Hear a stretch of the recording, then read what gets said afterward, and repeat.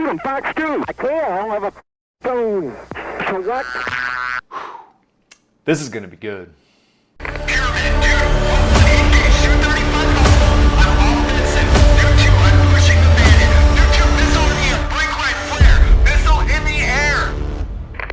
What up, Jet Team? Ryan here. Welcome to the channel. I'm so excited that you're back. But if you haven't been here before, I'm a former F-15E combat fighter pilot, F-16 Thunderbird pilot, and commercial pilot. And someone asked me on Instagram to break down a real dogfight between an F-14 and a MiG-23. This is declassified footage. Some of it's from a bit of the pod, which is the camera on board. Some of it is from the heads-up display of the F-14, and it's gonna get real. So stay to the end of this video to see my breakdown as we go through the dogfight, and then at the end, I'll just tell you what I think was going through the pilots' minds as they're lobbing telephone pole-sized missiles at each other. But before we get going, if you would, just dominate that like button. Maybe subscribe because it just feels good. With that said, let's dive in. Bravo, closed out, you copy?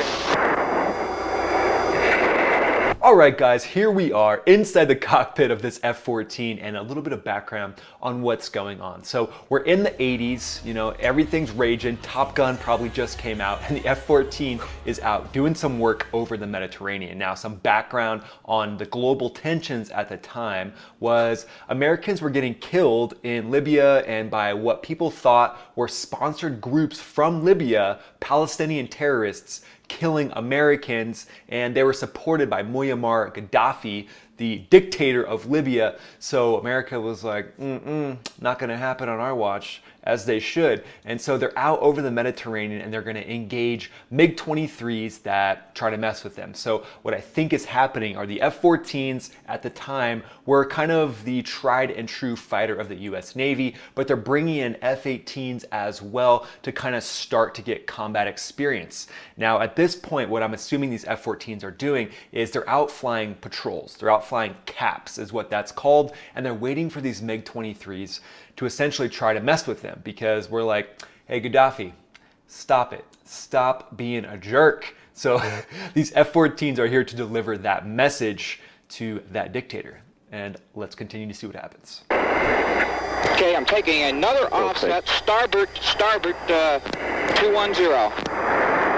The guy got locked up, Leo's is 30 miles and he's All right, so he says he's taking another offset, starboard 210. So he's essentially offsetting a group that's coming at him. Now, the huge benefit that these F-14s have are the E-2 Hawkeye. These things are like little mini AWACSs, which have massive radars, which are giving situational awareness to the F-14s. So these F-14s know what's happening well in advance of getting into a within visual range dogfight. And he says he's taking an offset. So starboard would be to the right, for those of you not in the Navy or ship captains, and then port would be to the left.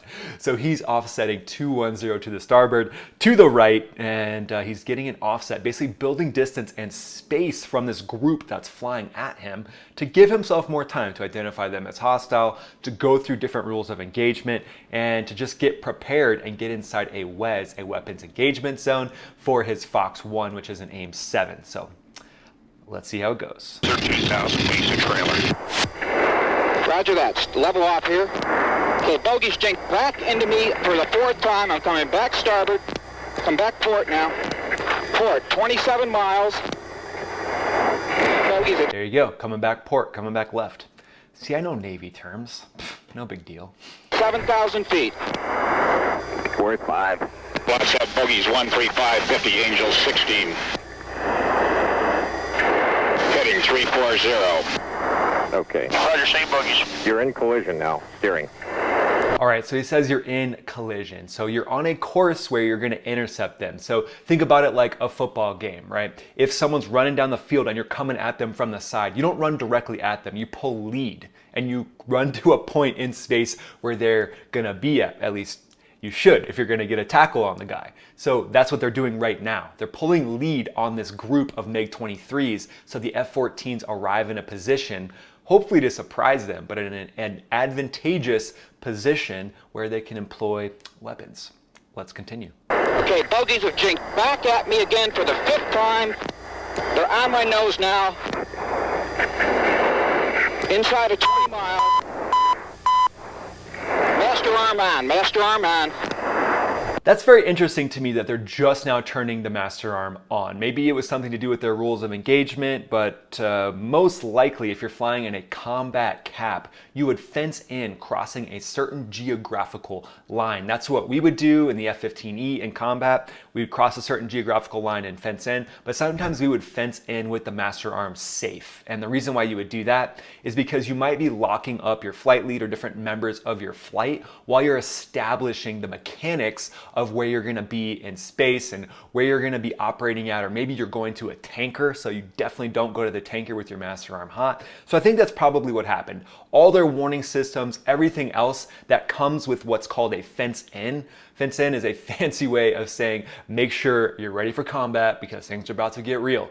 But I like the technique of having the master arm safe just because of all the different things that could go wrong if you accidentally fire off one of those telephone pole missiles. Not a good thing. So here we are, master arms hot.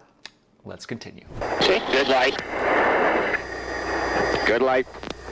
Okay, centering up the T. Bogey is jinked back into me again. 16 miles, center the dot.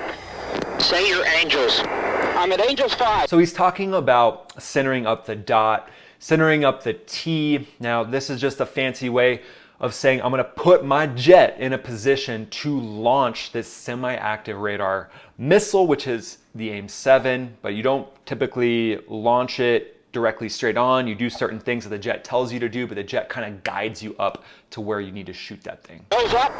Oh, his angels. No, wait a minute. Angels are at 9.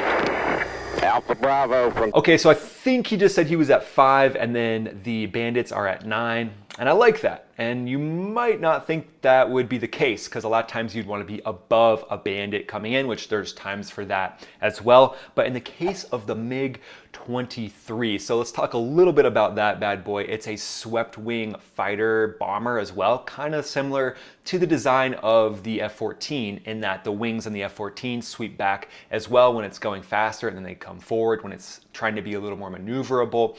Now, the MiG-23 radar is not good when it looks down at the earth because what happens is it gets cluttered. It starts to pick up other things on the ground and it's not really built to look down and pick up an aircraft. It's more of the mindset of, well, if we're gonna fight somebody, they're gonna be up here with us and we want a blue sky behind that aircraft. So the tactic of coming from below, well played, sir, well played.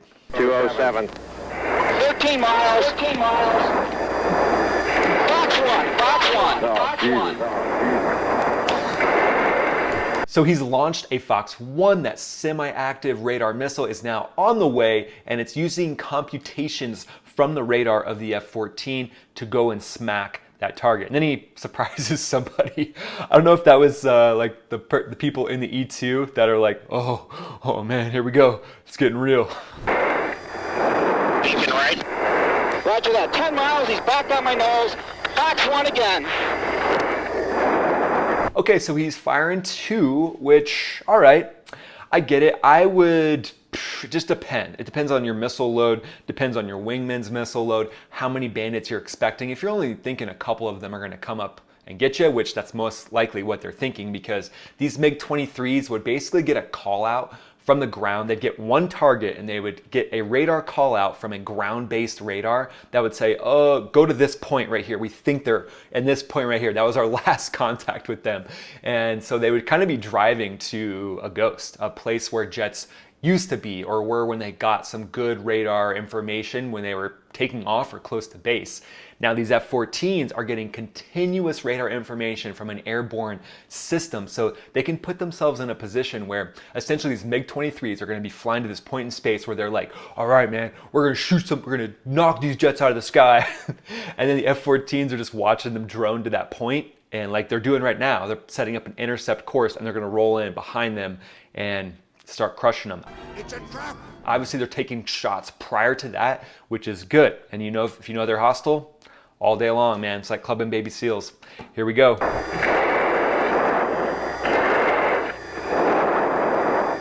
Watching them up. 6 miles. 6 miles. Alley 2. So at this point, when you're about to intercept jets and it's counting down, it's like 10 miles.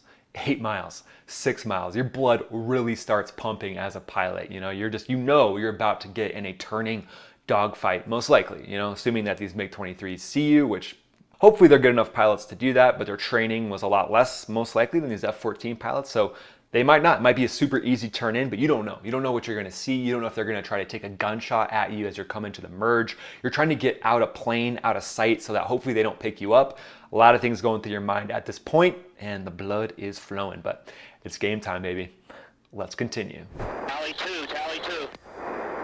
Tally 2, you would call a tally call for someone who is hostile. Visual would be for someone who is not hostile. So they're calling tally 2. Most likely these MiG-23s are in a formation like this, probably like a 3 or 4 mile trail off of each other. That's going to be what they're most likely training to, and an easy place to keep formation position. If they were a little more well trained, they would be side by side in what's called a tactical formation, and that's what I'm assuming these F-14s are in. It takes a little more skill, a little more station keeping. You're constantly checking to your side to make sure your wingmen are where they're supposed to be. But if you're not really well trained, you're going to most likely be in a trail formation position, which means the guy in the back might not have as much of a chance to shoot a missile while the other guy in the front does. If you're walled up next to each other, then everybody can launch those missiles downrange. So see what happens. Turning into me. Roger that. 5 miles. 4 miles. Okay, he's got a missile off. Breaking right. Good hit on one. Roger that. Okay, so they got a hit on one. That's where he shot his AIM-7s. And I'm assuming this MiG pilot in the front is, here's my guess. He sees these 2 AIM-7s flying at him last second. He's like, oh crap, like there's missiles flying at me. Maybe he had some awareness of like a warning system on board that told him that was happening, but then he saw the missiles and he's like, boom, and he shoots. He's just gonna shoot something because he's like, this plane's about to explode. I might as well shoot something. So he probably doesn't have a good lock on these F-14. So they're watching the missile come off of his plane. Could be an unguided, like heat-seeking missile. Who knows what it is, but he probably doesn't have a good lock at this point because he can't even see these F-14. So he's just like, it's basically just like shoot and pray is what he's doing at this point. And then boom, the F-14's AIM-7s smack him, potentially both. And, hopefully the pilot got out. We'll see. Kill, good kill. I've got the other one. Select Fox 2. Select Fox 2. That's Fox 2.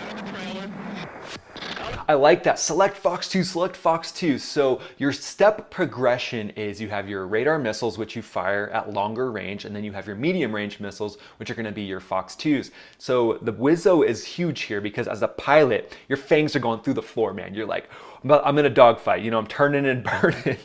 And then, your Wizzo's in the back like, hey, go to Fox 2, which means you're going to get your seeker out and ready to lock on to the heat signature of that MiG-23. This is why, guys, Wizzos are huge. They create so much situational awareness. Nice call on that one. So fucking shoot him. I don't got a tone. Got the second one. I got the second one on the nose right now. Hey, I'm high cover on you. Lock him up. Lock him up. Bam, shoot him, Fox 2. I can't, I don't have a phone. So what? So there you go, there's that Wizzo again calling for the Fox 2. You can see the MiG-23 coming to the frame there. I believe that's a heads-up display of the F-14. It's hard to kind of determine what's going on here. But yeah, the Wizzo's like, hey man, this guy's right in front of us. Like there's blood in the air. Like it's kind of like sharks would have blood in the water. It says blood in the air. And you got to make it happen. It's kill or be killed at this point. Good kill. Boom. Hey, good kill. Pilot ejected. Pilot ejected out of the second one. Okay, Meister, let's head north. Okay, port side high. So I like how after that shot, they kind of maintained a weapons engagement zone just in case. So he didn't just like shoot and then kind of lose ground. He shot and then maintained distance back behind in case he needed a follow-on shot, in case that missile malfunctioned or needed to go into a gun's whiz or something like that. So ultimately, it's really good to see the shoot from the other aircraft. There's a bit of mutual respect when it comes to air battles where you understand that, it's kind of like a sporting match, and you're up fighting for your country and the other one's up fighting for their country. So at the end of the day, I personally like to see a shoot, and I think most pilots would say that as well. So there you go, guys. Hope you enjoyed this dogfight breakdown. If you did, let me know in the comments below, and shoot me any other subjects on Instagram that you would like me to chat about. So glad you're here, but before you get going, if you would just dominate that like button for me, maybe even subscribe every time you do that. A MiG-23 somewhere gets shot down. Thanks so much for being here, guys. We'll catch you in the next video. Most of all, have a great day.